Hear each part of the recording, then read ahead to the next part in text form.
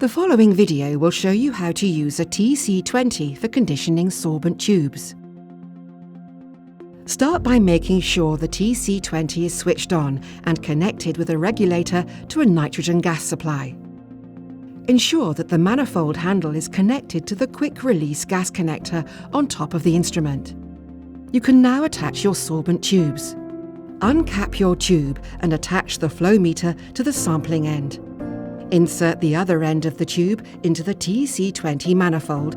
Note that the flow of nitrogen through the tubes must be in the opposite direction to the arrow to desorb analytes from the sorbent. Check the flow and, if necessary, adjust it on the regulator.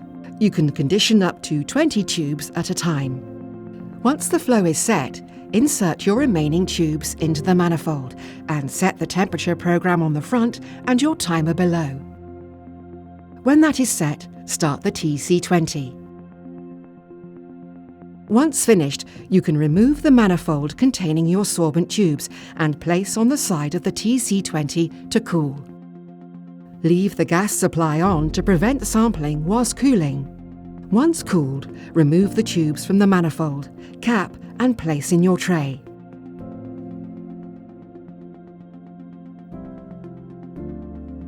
For more information, visit marks.com.